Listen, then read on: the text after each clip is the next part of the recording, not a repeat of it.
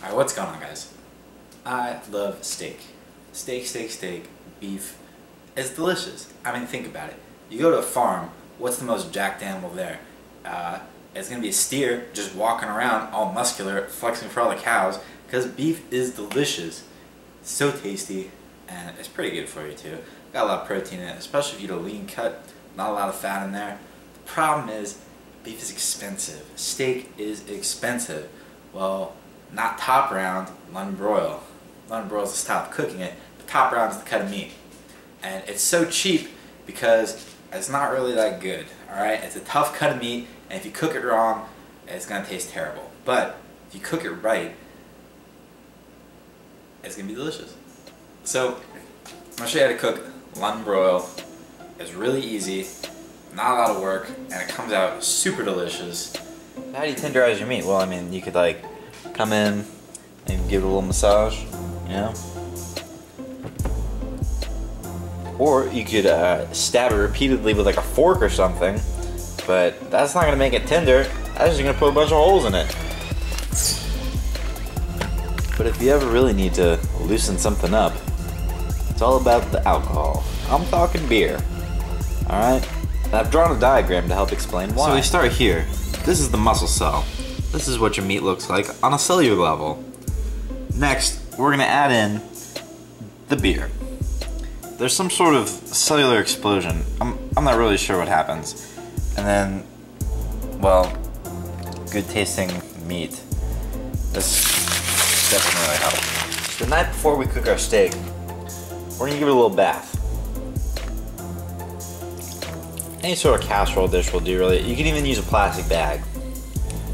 And now, for those of you who don't know, if you're having like a wheat beer, like I have here, this is actually a limited edition, halfway through pouring it, you're going to want to swish it up a bit because there's sediment that sinks to the bottom, and if you want all the flavor, and you definitely do since you're making steak, you're going to want to mix it back up again.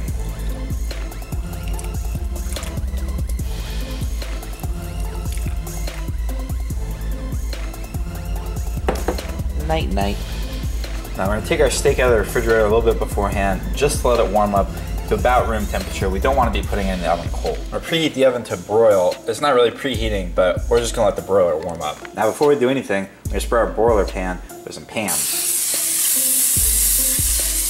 Because we don't want our steak sticking. Now you don't want to overpower the taste of a good cut of meat with a lot of spices, so really all we're going to do is go a little bit of salt and a little bit of pepper on there. So literally, all you have to do is just pepper your Angus. All right, you'll notice I set the oven rack pretty close to the top because we want the meat close to the broiler. All right, so because this is a small cut of meat and I want it medium rare, we're gonna put it in for 4 minutes. All right, so after 4 minutes, our steak's gonna come out, and we're just gonna flip it over. And we're gonna put it back in for another 4 minutes.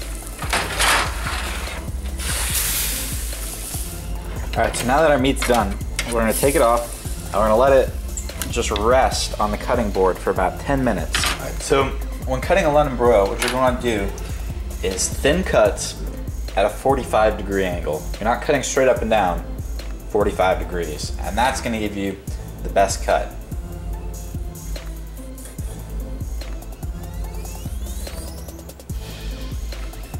A little bit more pink, the closer we go in.